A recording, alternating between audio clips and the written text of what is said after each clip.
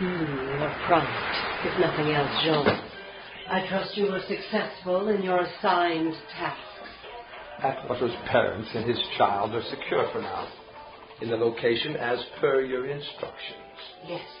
Yes, delightful. You met with no problem in their collection? None at all. Yes, I'm sure they're just charming people, aren't they? Dr. Atwater. He's really quite a tragic fellow, Jean. Our dear, devoted doctor. I dare say his family life has really been a shambles. How lovely. Certainly. I would like to now be informed of your next intentions. I think it would be best to move the child and its grandparents from their current location. I will not stand for your constant second-guessing, Jean. Remember your place in these matters. But you're young. Even I was a bit presumptuous at your age. No, Jean. You must trust that I know what our friend Richard needs most in his life. A woman's touch. No, leave Richard's little family where they are. You are awfully confident in your ability to control this Atwater. I do not believe our master has such a low opinion of him. Know thy place. You try my patience, you insignificant whelp. Remember, I was old when you were still a puling infant. It is you who are questioning the Father's judgment when you question mine. He has entrusted me with this errand. I alone am perfectly suited to deal with Richard Atwater. As you say. Get out of my sight, Jean, before I lose my patience. Very well. I bid you good evening.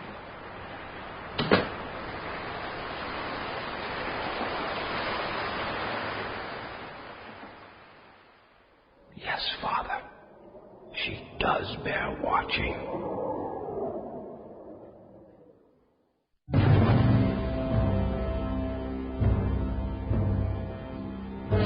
There are some areas of the human mind, and indeed of the world we live in, that were never meant for investigation.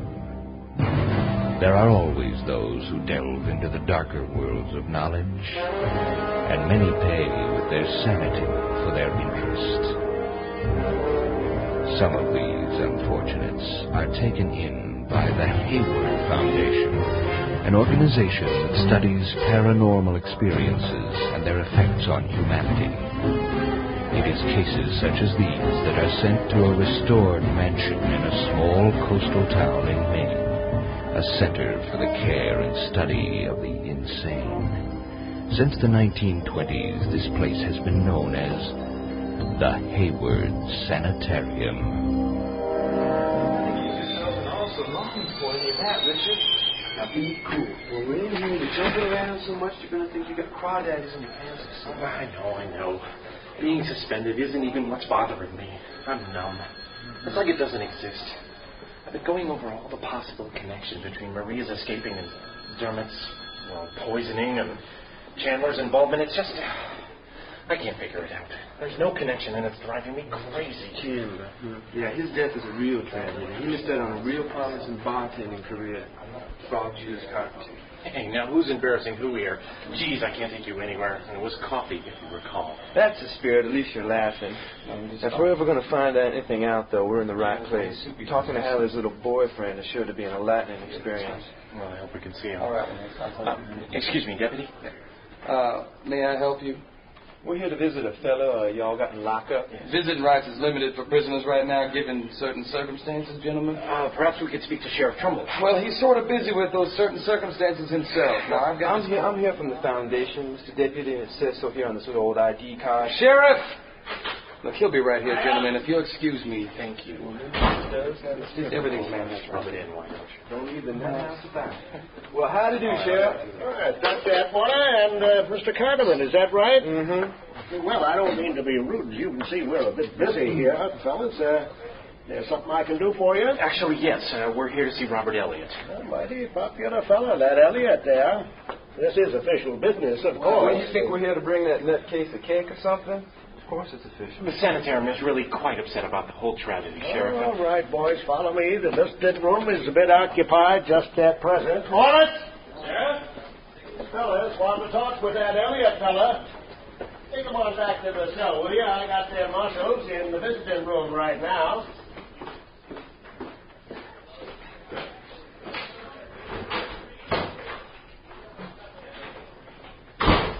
You fellas gonna be back here long? I got me a heap of work to do. I tell you what, y'all just get on with that, and we'll give you a holler and let us out when we're all through, okay? Well, I suppose he don't look like he's in enough shape to give you boys a problem. If you have to, you give it a shout real quick, like. Oh, we will, I assure you, Deputy. I'll be back to check it in a bit, just in case. Bye-bye. Robert. Robert, come out from there, Robert. It's okay. Mr. Elliott, is that you? Yes, it's me. How are you feeling, Robert? How you liking jail, boy? Anybody asked you out on a date yet? Or? Please, Justin. Robert, could I talk to you a little? No one's going to hurt you. You can come out from under the blanket, Robert. What did I do wrong, Dr. Atwater? Why am I here? Oh, you did kind of kill Dr. Chandler. Is that why? But I did that right. You did that right. Did somebody tell you to kill Chandler? Why did you kill him? For Hallie, of course. I did that so that we could be together. And now we can. She loves me. She just doesn't know it yet. Well, I wouldn't be looking forward to any conjugal visits anytime soon, pal. She's just being honest, Justin. Let him talk. Robert, did you give Maria Cassador any assistance in her escape from her cell at the sanitarium? Why does everybody keep asking me that? Who would let her out? She's dangerous, you know. The other orderlies were always so scared to trace. Robert, you're in charge of distributing medications on the maximum security wards to patients like Maria, right? You know that, Doctor. So you administer Dermot O'Brien's medication, correct? They keep it pretty cold in here, don't they? Robert, did you hear me? Yes. O'Brien's medication. You gave it to him personally, right? Please, Dr. Atwater, don't ask me. Damn, it's cold in here. I can see my branch up here. Just stamp your feet or something, will you? Robert, I need to know about Dermot's medications. You weren't issuing the prescribed meds, were you? I won't be mad, Robert. Just tell me the truth. I can't, Doctor. It's okay. Are you afraid? What are you afraid of? I'm not angry. Is there someone else you're afraid of? I just did as I was told. I didn't do anything wrong, did I? Who told you? Told you to do what? I gave you the drugs. I had to. I'm sorry, Dr. Atwater. I had to. What drugs? Not the ones I prescribed? He told me to. My mind. I had to obey. The syringes were there, and I don't know. I can't tell you. You'll kill me. Who, Robert? Who? Was it Chandler? Chandler? No. Richard, No. I think something's going on here. It's damn cold, and he looks weird. Who, Robert? Who gave you the psychoactive? Who told you to do I it? can't tell you. It's cold. It's cold. Robert! I'm all right. It doesn't matter anyway. It'll all be over soon. It won't take much more for it to be complete. And it's too late to stop him now. He's too powerful to resist. It was... Jeez, Richard, he's got some kind of... Hey, deputy! Call an ambulance! Deputy! Give me your gun. He's foaming like a dog. Bring me shallow. Deputy! Now! I had to get going to some kind of a rest. Hold on. He's colder than the rest, Richard. What the hell's going on here? What are you doing to him? Call an ambulance. This man needs immediate medical attention. Do it now! Damn, call the rescue squad.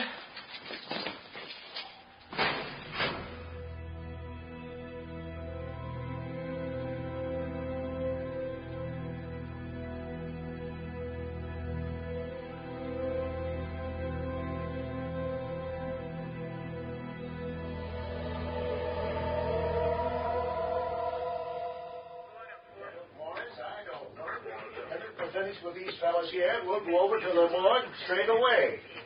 I get Doc Latham on the horn and tell him to meet us there. Bad things just sort of seem to happen when you fellas are around. We just got word from the hospital Elliot was pronounced dead on arrival. Well, hell, he was deader than dirt in that cell. Richard was trying to revive him. Yes, well, you say he just up and had some kind of a fit, was it? He just began convulsing. Most violent convulsions I've ever seen in my whole career. Unnaturally violent. Yes. And you naturally did everything you could to help him till the EMTs arrived. Of course. Talking to him about Chandler's murder, you were? You say that during your conversation with him, he didn't seem unusually agitated? He was as nervous as a fly in a hot plate in there, Sheriff. But if you're implying that we had anything to do... Are you suggesting that we killed him? I was trying to save him. I'm a doctor, for Christ's sake. Hold on there now, Dr. Atwater. I'm not implying anything, gentlemen, but I'm not going to sugarcoat it either. It doesn't seem to look real good from where I'm sitting. This fella just up and dying with you two in his cell, unsupervised and all. The FBI and all them types got a forensics team in there right now. We'll know more when they're through and the autopsy is complete, but for now I suggest you fellas make sure you keep yourselves available. If you take my meaning. So we're free to go? I got your statements here. That's all I need for now. You should be expecting to hear from me, though. Hell, come on, Richard. You guys. Morris! Morris! Uh-huh. Ready to go over to the morgue, Pete? Yeah, I think we better start keeping a closer eye on those two. They're all tight-lipped, and I don't like it. Uh-huh. Get a man on them and see if we can't dig up a little more personal information on this stuff here. I'm going to look in on the circuits in the cell real quick, and I'll meet you in the cruiser.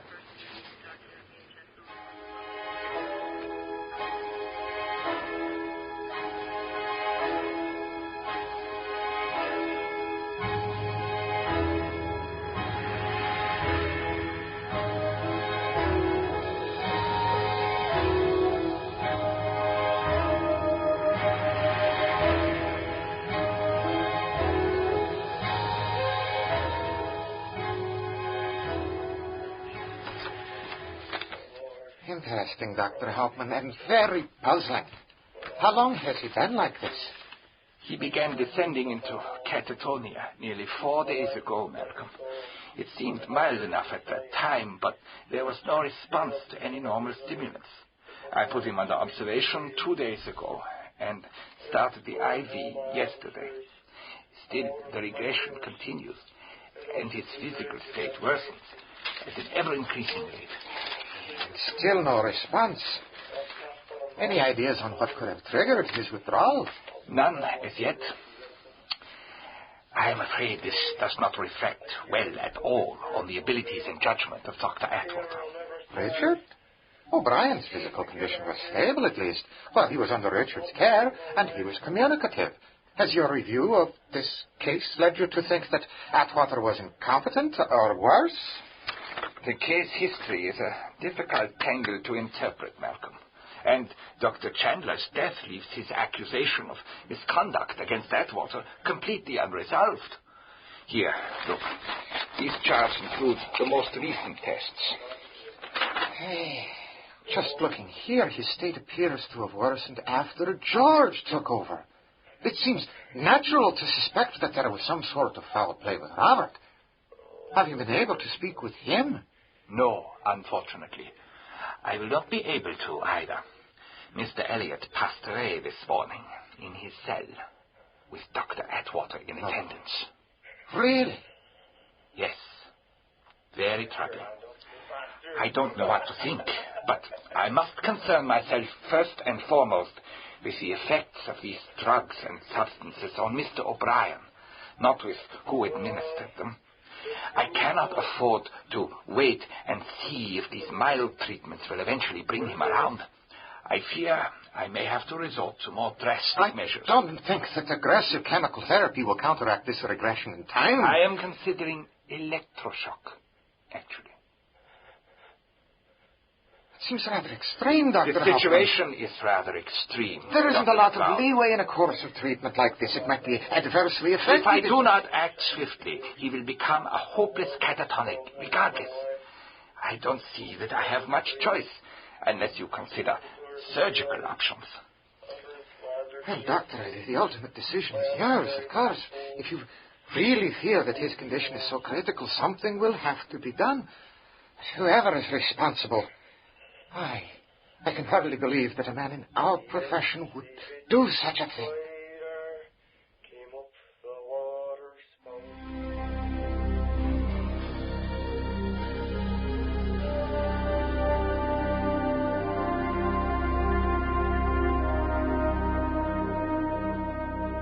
I now sever the aorta. There. The heart weighs 241.06 grams. I'm sorry I'm late, Doc. I'm sorry I don't have much time either. You wouldn't believe the crowd I got down there at the station. And I thought you sent them all here. All these photographers are making me feel like a model. So what can you tell me? Well, not a lot, Pete. Damnedest thing I've ever seen, this one. He seems to be in pretty fair health. And, I don't see any nervous disorder in his past history that would explain a seizure of this magnitude. Look here. He's bruised himself here and here from thrashing around. These bruises are from the CPR. Seizure, the cause of death? I wouldn't say that for certain, but I'm not sure what else we've got here. So no history. What induced it? Any needle marks? No, he wasn't injected with anything, and the stomach is clean, too. The one thing that gets me, Pete, is this here. What am I looking at here, Doc? Well, Pete, take a look here, and here, and here. You see this sort of ashen-colored tissue all down in here? I am. Well, it doesn't make any sense. But I'd have to say that it looks like frostbite. Frostbite? What the hell could cause that? Search me. Sheriff, I hate to interrupt, but I got that Atwater information you wanted. You're not going to believe this. Oh, yeah? Atwater has been suspended from duty at the sanitarium on ethical charges brought up by the late Dr. Chandler. Something about using illegal drugs and such. You're wrong, Morris. I do believe it. Official business. Almost sounds like grounds for motive and intent to me. And when you come right down to it, there sure has been a lot of trouble around here since Dr. Atwater arrived. You want him picked up? Hell, yes, Morris. Pick him up. Pick him up.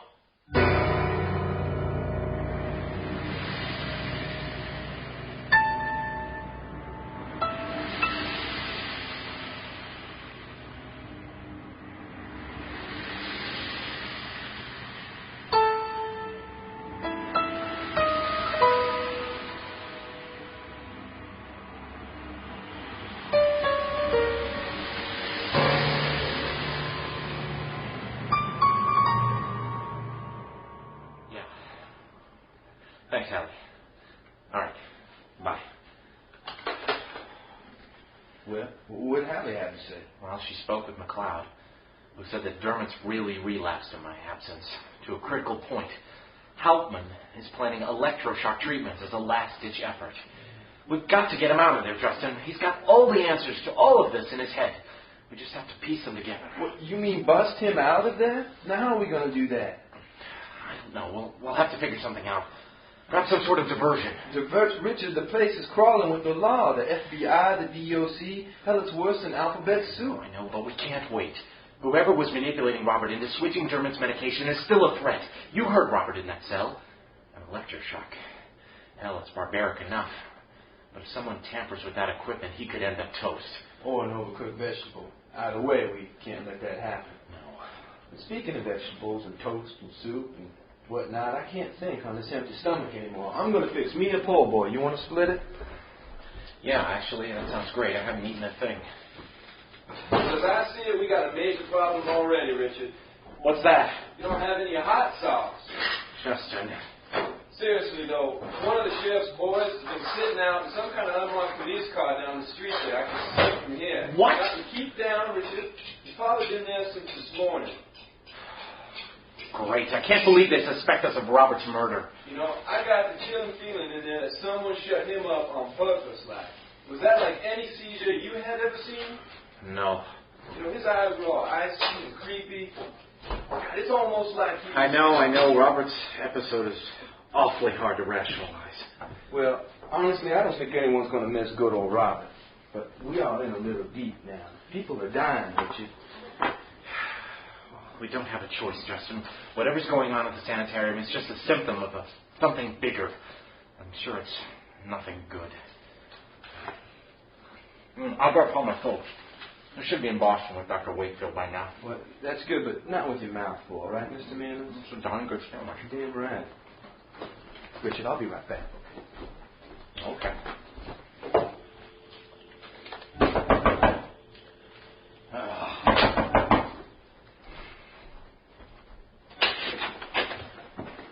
Deputy Morris.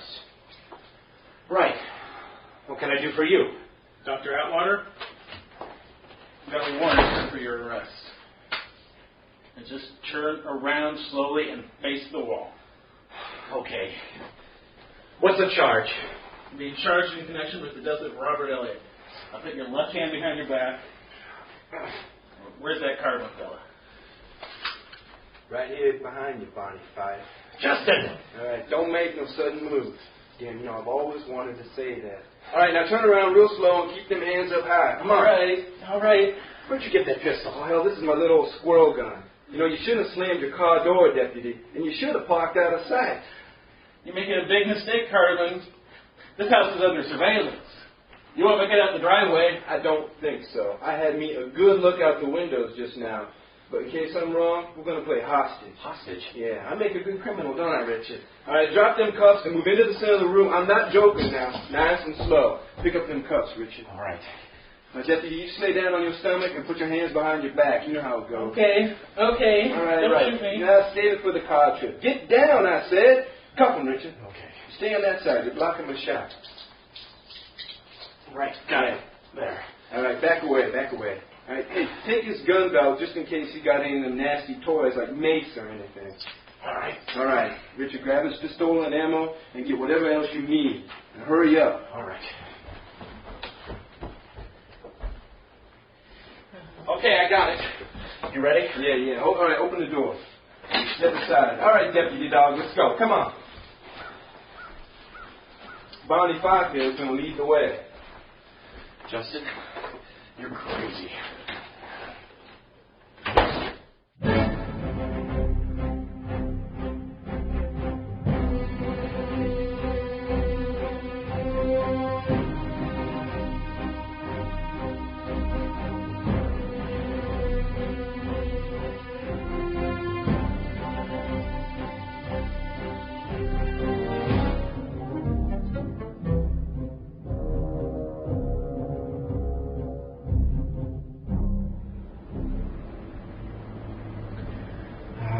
Deputy Morris is going to be okay. Will you relax, Richard? Geez, he'll squirm out all of that in a little while. How can you be so sure? We probably didn't need to use a whole roll of duct tape. Yeah, we did, let me tell you. Although, we could have picked a bigger tree. Well, hell, he'll still have to hike about 12 miles to that little old stop-and-go store. And with a little luck, we might have a few hours stop. Now, we need to get us a new ride and ditch this breadcrumb. Breadcrumb? This car of yours. Did you ever read Hansel and Gretel? No. We got to make them think we're headed somewhere else. Gee, sometimes I think you had a deprived childhood, Richard. Okay, let's see. Hey, Gordon Fox is out of town. That's right. He took the train down to Boston for a conference, and he lives close to the station. He probably left his car parked at home. Not bad, Richard, not bad. You're catching on to all of this. Someday you'll make a fine criminal. Thanks, I think. Here you go. Why do I need a gun? Well, I haven't figured that out just yet, but when the time comes, I'll let you know.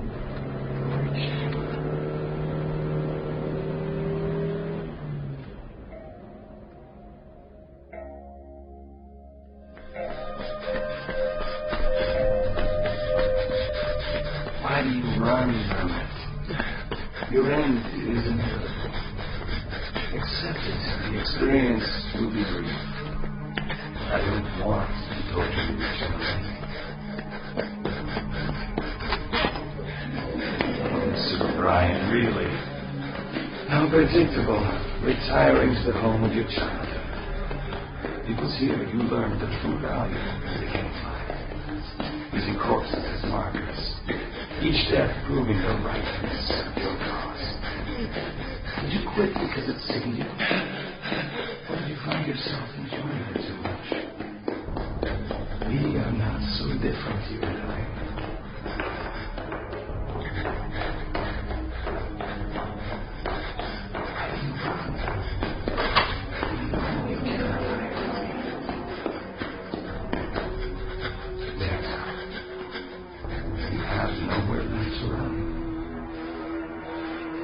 Face me, Dermot.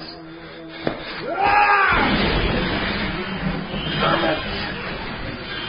This is not the end. Not the end. My dream! My rules!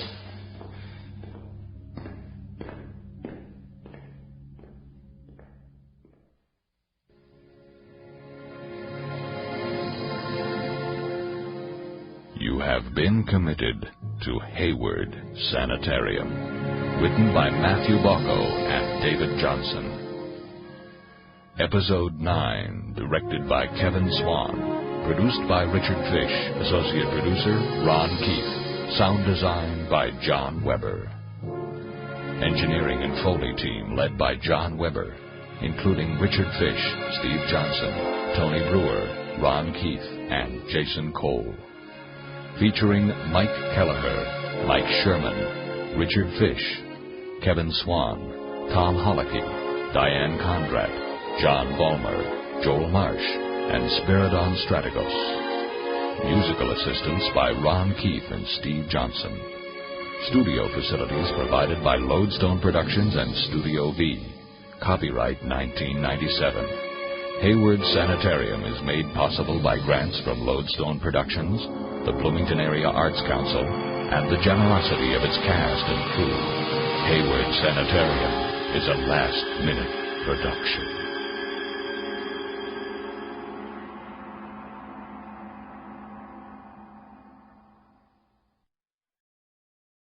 Tapes of Hayward Sanitarium are available by calling 1-800-411-MIND. That's 1-800-411-MIND.